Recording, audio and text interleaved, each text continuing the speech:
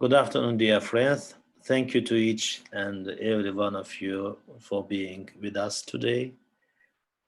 We are pleased to be able to welcome those of you that have been with us for our previous event, and as those of you who are new to our events.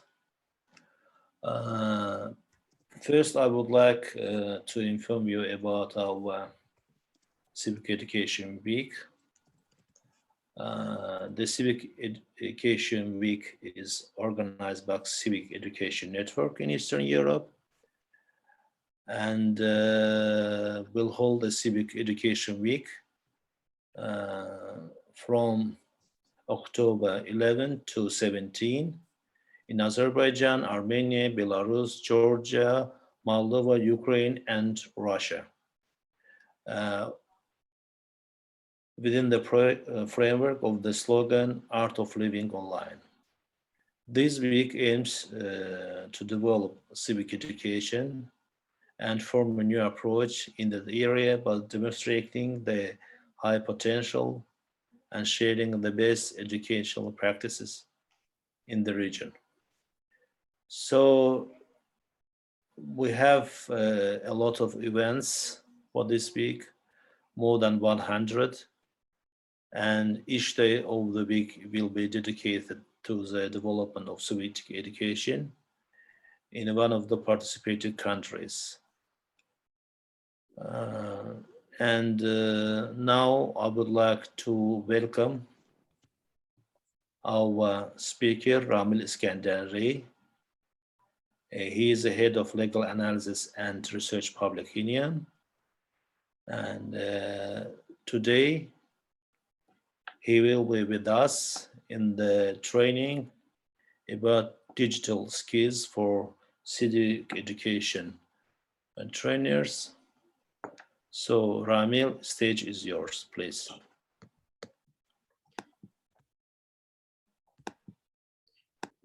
Thank you, Azer Malim. I'm trying to share the presentation. And first of all, I want to say that if anyone want to ask any question in Azerbaijani language or to express his opinion in or her opinion in Russian or Azerbaijani, please feel free, and I will immediately spontaneously translate it into English. That's not a problem.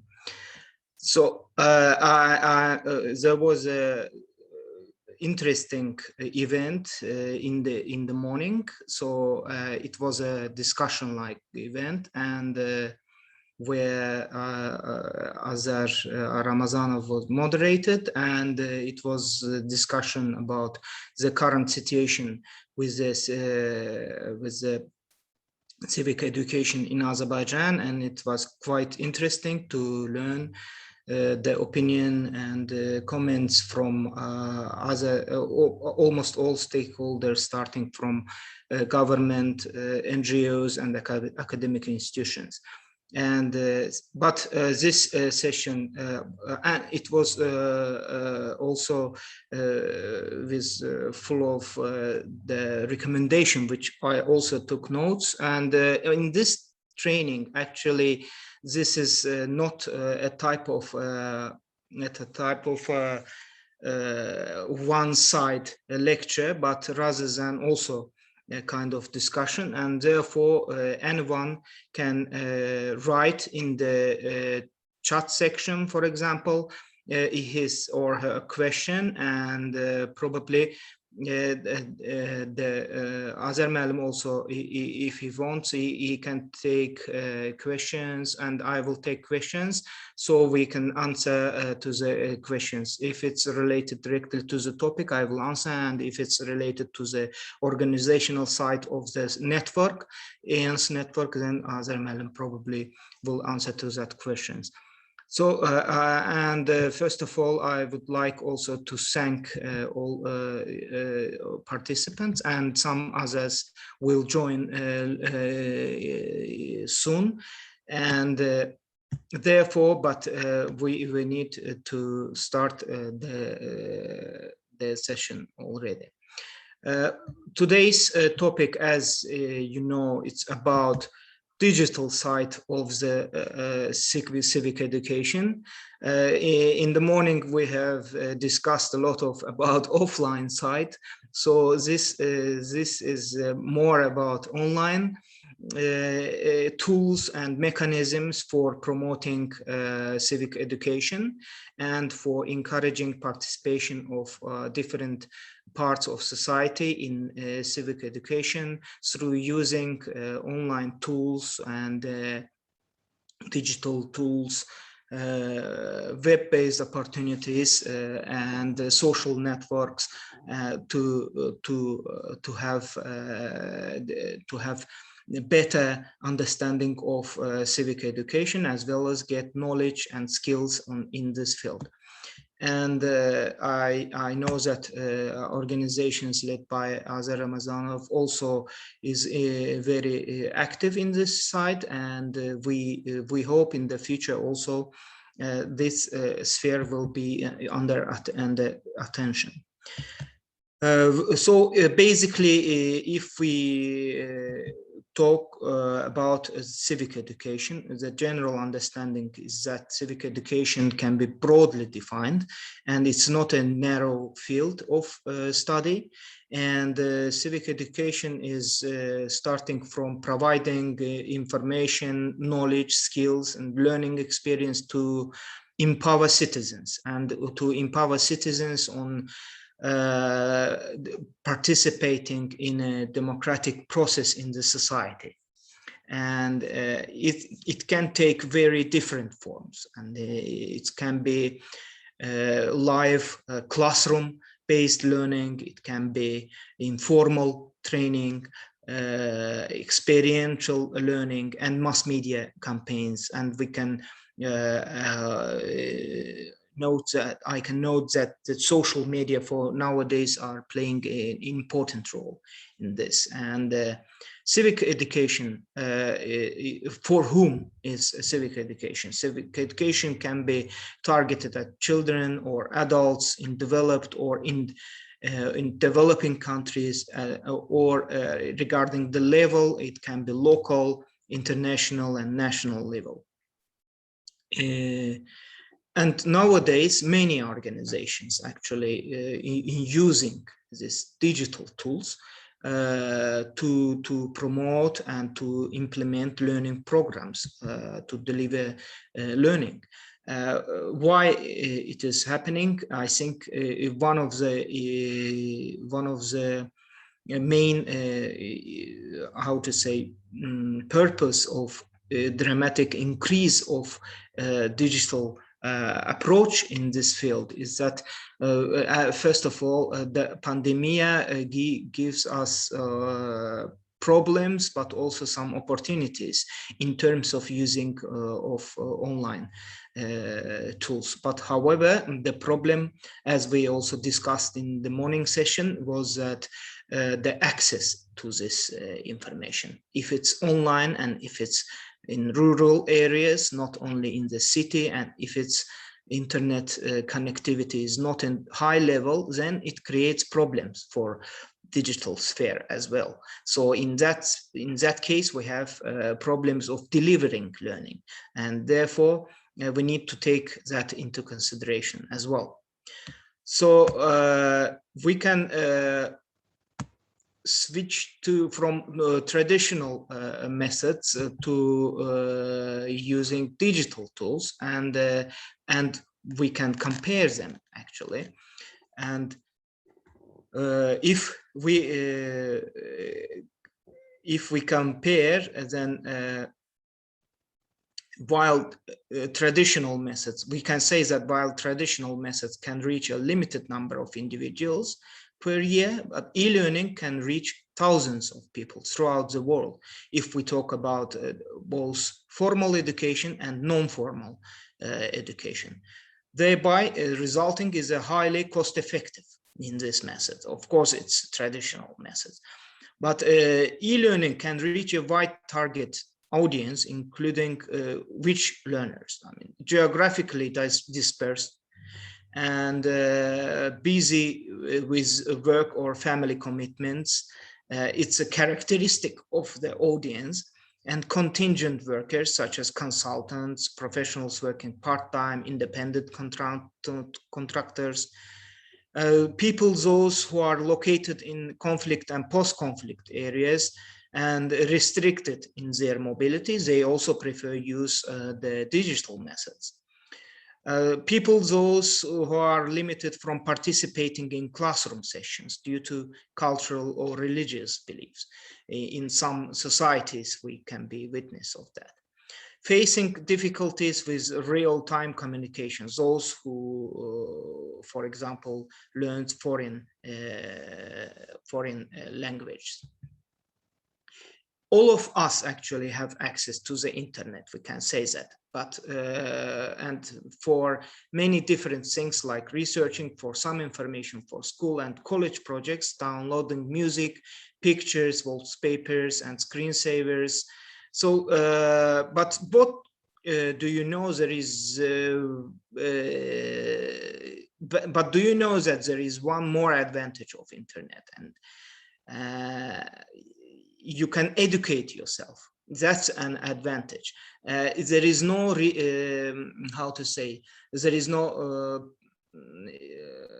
sense to wait for example, a specific time for classes or specific schedule. And you can, there are some e-learning opportunities where people, they learn, they can freely and independently use this.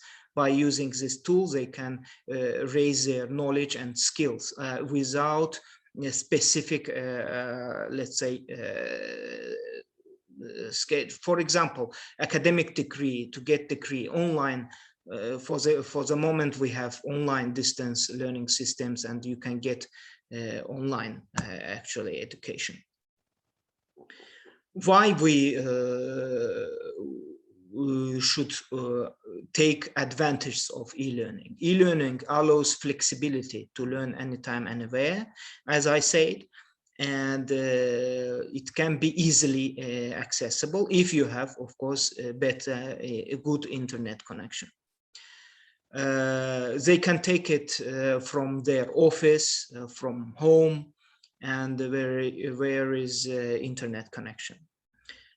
E-learning is also allows use variety of instructional methods and combination of collaboration activities with individual learning and the personalization of learning paths based on learners' needs.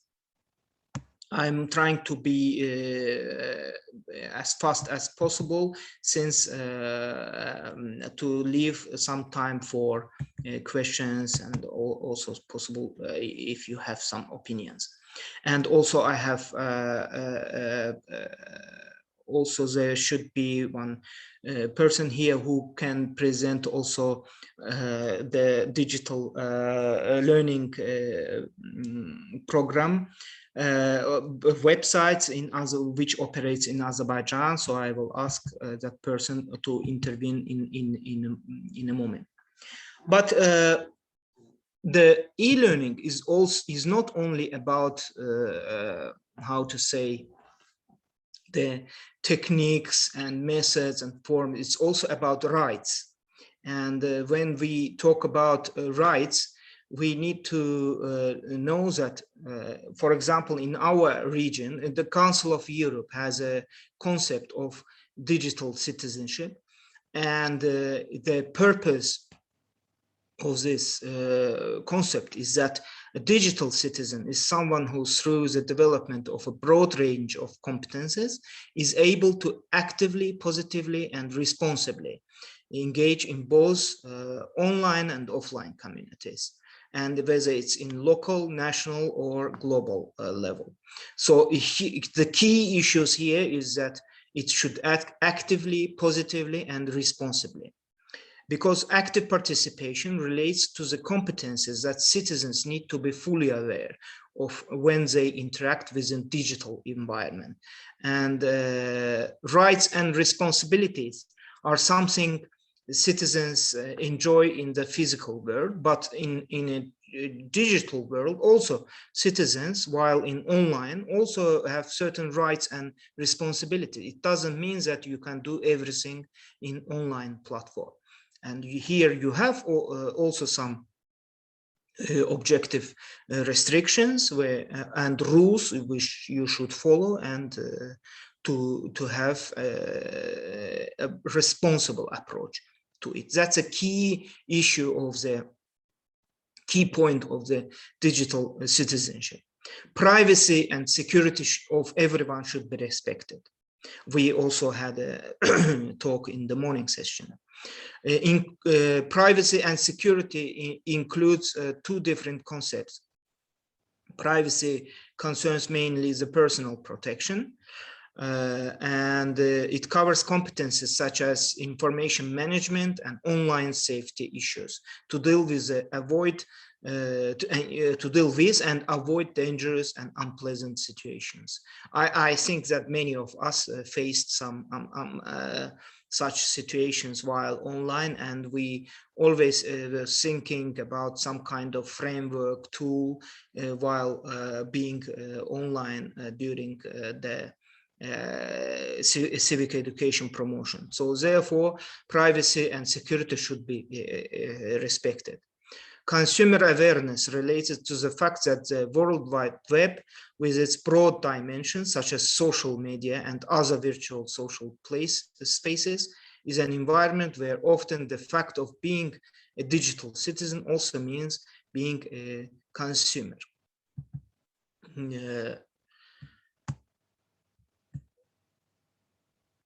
If we talk about the stakeholders in the process of civic education through the online tools, we need to know that it's the same as in real world, but the form, techniques, and methods can be different. So if we talk about the implementation of the policy of digital citizenship, for example, in Azerbaijan, for example, let's take which stakeholders can be relevant and important in this term. In the morning session, there were discussions about this, about stakeholders' rules, for example, Minister of Education or wider NGO group, NGO participants, representatives' roles. And here we can also give some overview of these stakeholders. For example, if we talk about digital civil education, then students are one of our main stakeholders, and during the implication for policy or practice, the students educate and protect themselves and organize genuine participation, develop empowerment in terms of competencies. Parents in this process get involved in internet and citizenship event. For example, from my experience, I can say that at UNICEF, when we were implementing programs related to life learning, increasing life learning skills of young people, we were also trying to engage into discussions the parents of the children, especially in rural areas, and it was quite successful programs implemented. They involved in internet parents themselves for citizenship debates, help children balance the social and interpersonal implication using online methodologies, and regularly communicate with the children and schools in order to help develop the skills of involved and informed digital citizens. Local educating communities. They develop formal, non-formal, and informal education system to shape children's digital literacy practices. As far as I understand from the morning discussions, in the how to say, the general approach in Azerbaijan to civic education. I'm not talking about this specific specialist on this issue, like organizations which are specifically dealing with civic education. I'm talking about general approach. The general perception is that the civic education is a part of the mainly formal education, and like at state schools, or should be done only by state ministry on education, etc. But as we can observe from the experience of other countries, and also some experience in our countries, that the local educating communities and NGOs and community-based organizations, civil society actors, they are actively involved in the process of civic education through non-formal and informal, for example, activities related to the educating students and young people, for example. Regulatory authorities we need in this process. Of course, the regulatory authorities, they determine that children's rights, I'm talking about young people here, children rights are respected within their competencies, and actively encourage education authorities to educate citizens in the digital area. That's a role mainly we kept for regulatory authorities. National international authorities promote fundamental rights and democratic values through multi-stakeholder governance structures. For example, in the morning session, there was also some participants stress that there is a lack of funding from national and international donors to this field. And due to this lack of how to say, the funds, the level of activities are not in a high level. If we talk about teachers, of course, their role is increase the knowledge and teaching practices in parallel to the interactive tools used by their students, and equip teachers with competences required for implementing and assessing the CDC. The school management, of course, they have also role, and they consider and help all options and help teachers, and academia produce resources and academic empiric basis for the research and methodology.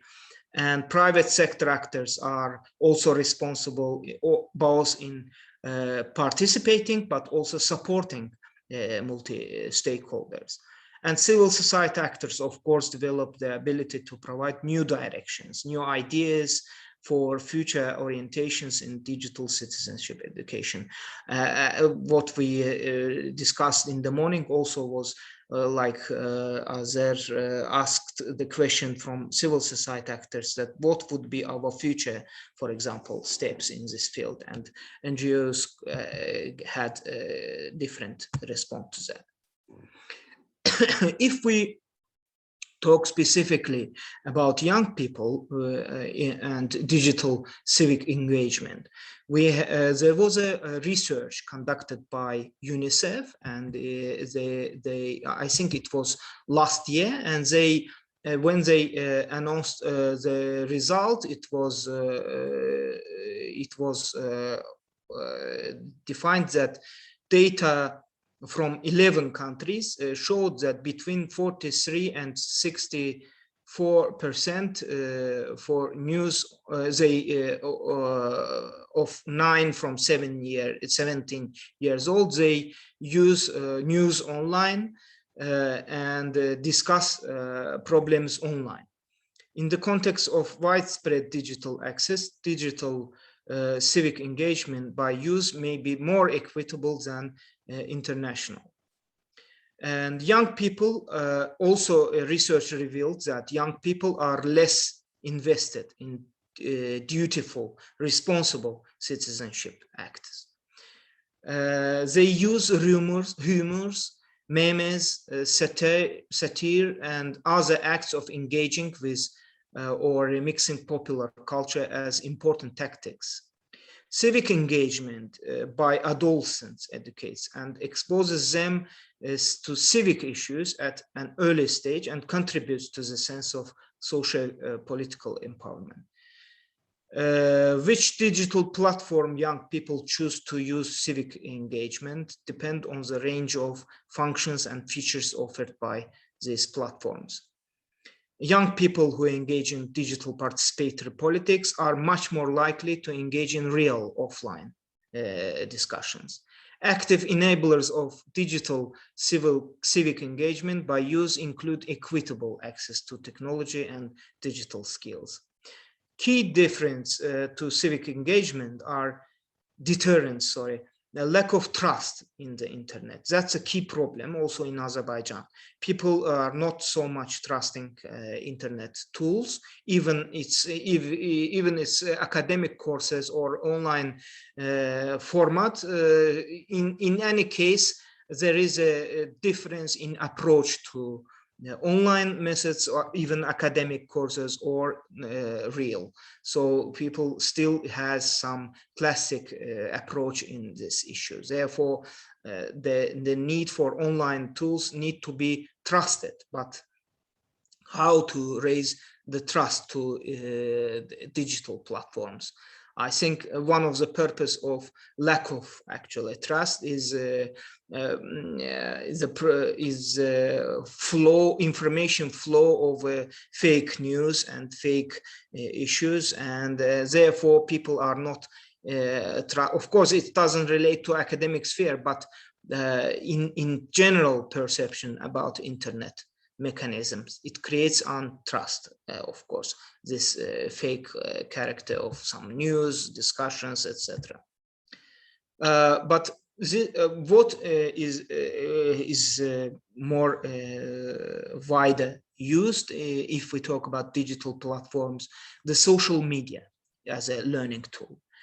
The rise of social media in the classroom isn't about how many people like your post. That's a simple definition of the using social media in learning tool. Many people understand social media as a promoting tool for yourself, and as much as like you have, then you are more popular in social media. However, learning tools is also very important.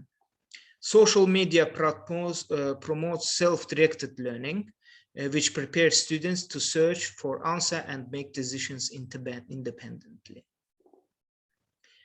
And when reinforced in a classroom setting, these social media skills can be guided and refined to produce better learning outcomes and critical awareness. Social media, I will be back to social media tools, which tools we have. Social media also allows students more freedom to connect and collaborate beyond the physical classroom. What type of social media we have to use for the benefit of learning experience? Teachers may use any following actually social media for media platforms as a learning tool. Blogs with comments functionality to share and discuss information. Twitter and course hashtags to encourage open forum and debates. They can use Skype to engage more deeply with material and each other. I mean, teachers and students in the classroom, for example. Pinterest for sharing clever ideas, inspirations, and valuable resources among students. Google Docs, wikis, and other collaborative document tools to store and refine data.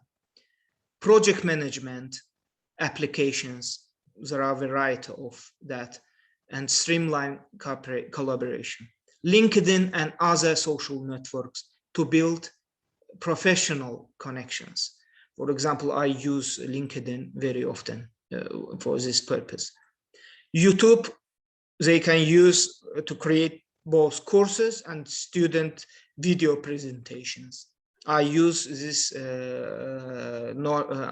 experience while I'm teaching at the Baku State University for the students of social work specialty. We often use video presentations and also PowerPoint presentations as classic ones. And more, of course, I can share later the presentation, so you can use other or wider definition of this social media use. Which resources we have? CivNet, Civitas, for example. If you go to civnet.org, you will see a worldwide online community of those involved in interest and civic education. CivicNet is administered by Civitas International and NGO, which is operating in the international level. The site includes a library of resources on civic education and through mostly related to the US education system, but it's interesting to see the US education system. The other resources which I always use, the Human Rights Education Associates. These tools I also used for a lot of events, conferences, trainings, database which they have, but also some models, documents on teaching human rights. So Human Rights Education Associates, you can see the website. This website has an extensive library of civic education centered on human rights, including curriculum, development materials, and textbook and other documents. And here there should be, I think, a person who represents the websites on e-learning courses in Azerbaijan. And I don't know whether he or she is here for the moment or not. If not, I can also inform about this. Kimsə sorğular az saytı, bir də ecourses.az saytından var burada nümayəndə. Bəli, var. Aha. Siz onda istəyirsiniz Azərbaycanca da deyə bilərsiniz, ingiliscə də, rusca da, hansı dildə rahatsa deyin, mən elə tərcümə eləyərəm. Mən Azərbaycan dilində ümumi məlumat verim. İstəyirsinizsə, ecourses.az saytı var barədə. EEENCE.az saytı müxtəlif növ kurslar bir məkanda toplanmışdır və şəxsi inkişaf, tibbi kurslar olmaqla müxtəlif kateqoriyaları vardır. Azərmən, burada xarici iştirakçı var. Hal-hazırda, əvvəldə var idi. Hal-hazırda yoxdur, amma beynəlxalq auditoriya üçün nəzərdə tutulub da, yəni sonra. Aha, başa düşdüm, recording zat da var da. So adınız necə oldu, Murad? Adım Kamal. Kamal. Kamal informed about the e-courses.az website, which is also a learning tool in Azerbaijan online, of course. So please. Qeyd etmək istəyirəm ki, EEENCE.az saytı ölkə daxilində ilk distant təhsil formasını həyata keçirən yerli məhsuldur. So it promotes the e-distance learning in Azerbaijan and the first kind of that. EEENCE tələbələrə həm də kurslara çox geniş imkanlar təqdim edir. There is a possibilities for online courses. You can register for online courses here.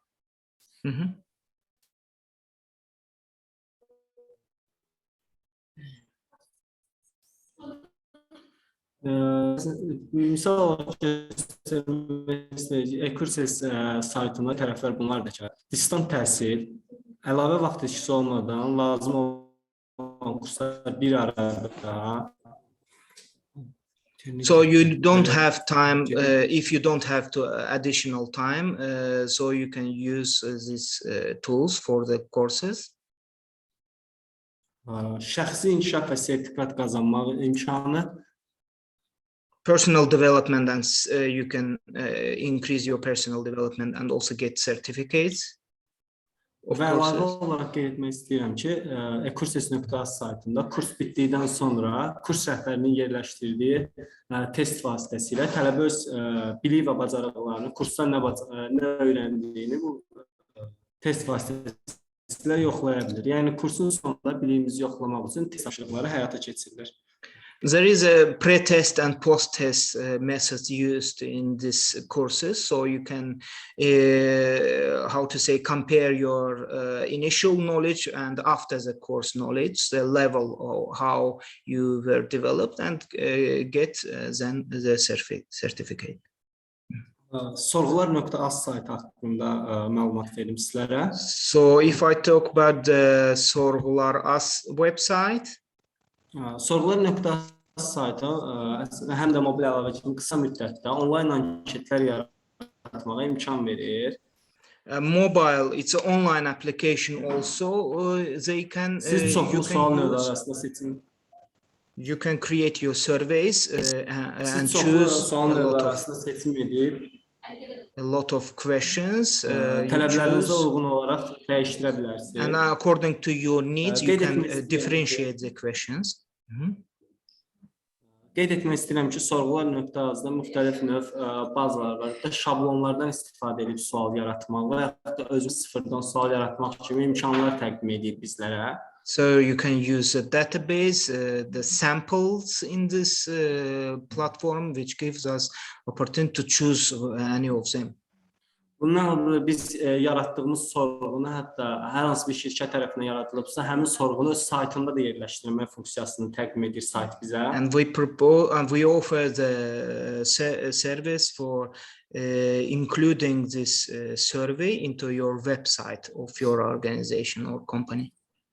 Yaratdığımız sorğular isə iştirakçılarımız istənilən anketlərdən, yəni telefonlar vasitəsilə, first computer, notebook, planşet və smartfonlar vasitəsilə cavab verə bilir.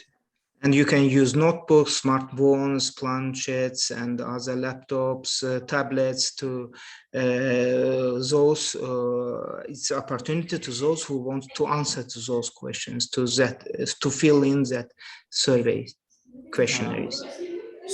Sorğu yekunlaşdırıqda isə sorğular.az saytı özü birbaşa olaraq bizə sorğunun nəticəsini təhlil edərək Excel formasında təqdim edir. The platform also is assessing the results of the survey and provide you with the results. In this qısa məlumat budur. Vaxt ayırdığınız üçün təşəkkür edirəm. Çox sağ olun. Thank you very much for this information, and I hope it was interesting for the audience to hear that in Azerbaijan we also have this type of platforms that we can potentially use for promoting and researching civic education. I think Azerbaycan, that's all, and I will ask the audience if you have any question. Siz eğer suallarınız varsa Azərbaycanca da verə bilərsiniz. Sadəcə bu Azərbaycanın dediyi kimi beynəlxalq platform olduğuna görə Avropa deməli vətəndaş təhsili şəbəkəsi, Şərqi Avropa vətəndaş təhsili şəbəkəsi olduğuna bir global bir tədbirin bir hissəsi olduğumuza görə biz bu tədbiri ingilis dilində apardıq. Birinci sessiya yeri gəlmişkən rus dilində aparılmışdı. Buyurun Nazım müəllim, əgər sizin nəsə sualınız ya münasibətiniz varsa buyurun bildirin. Thanks Ramil, I really appreciate for your training.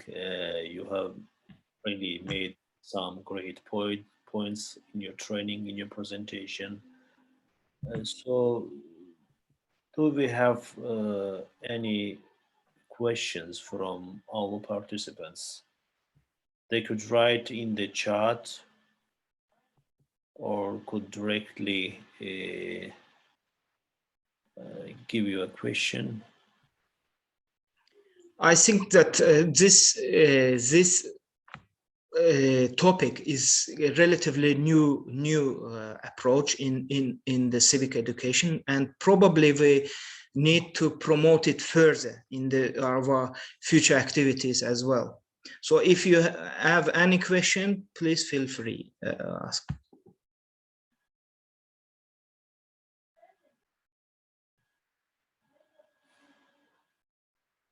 Əgər sualınız varsa verə bilərsiniz. Problem yoxdur. Biz onu həm Azərbaycan, həm ingiliscə cavablandırarıq.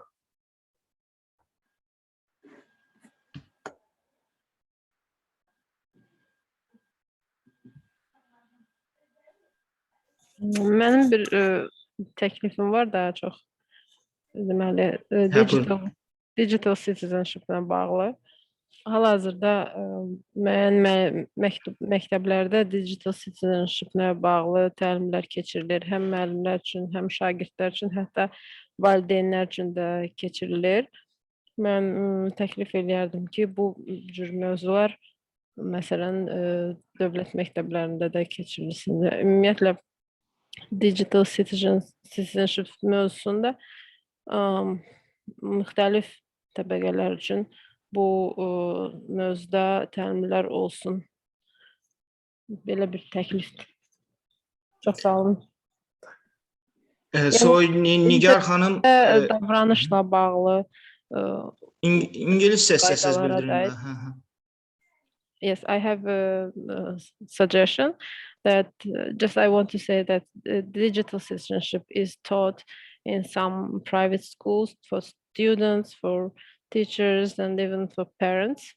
And I think that this is an important issue in nowadays. And I offer that this topic can be, as a total curriculum, can be taught to in public schools also, and even for different levels of population, for NGOs and for others.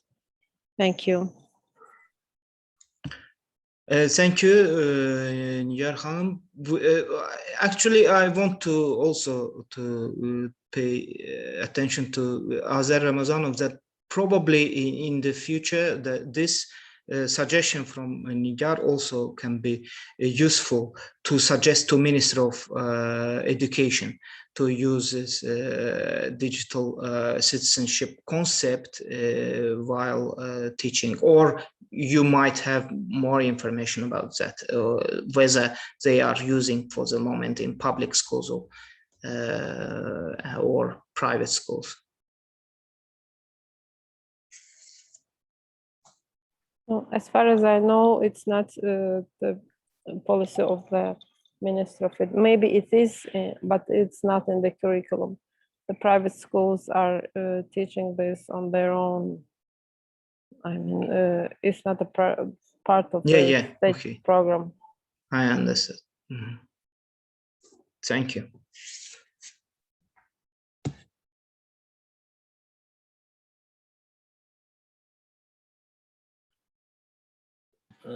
Dear Amil, could you write your email down in the chat so that participant later could ask you about any issues regarding your training?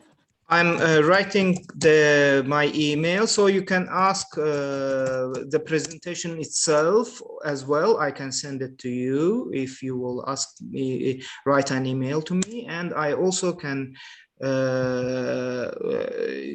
answer to the questions. If you have, you can ask later while writing me email.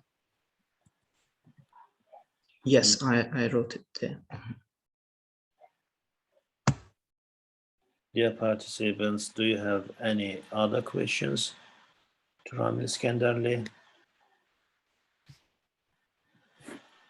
Okay, dear Ramil, I really appreciate for this training, for your time, and I also appreciate our participants who have been participating in this event. And I would just to remind you that after this training, by 3 p.m. Baku time, we will have another training about how easy to lead a lifestyle. And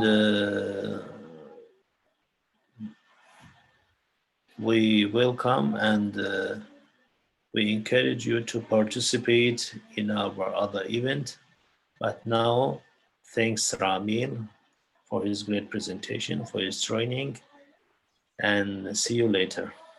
Bye. Yes, thank you. Thank you very much. And thank you, participants. We will contact you regarding the certificates as well. Yes, thank you. Thank you for participation.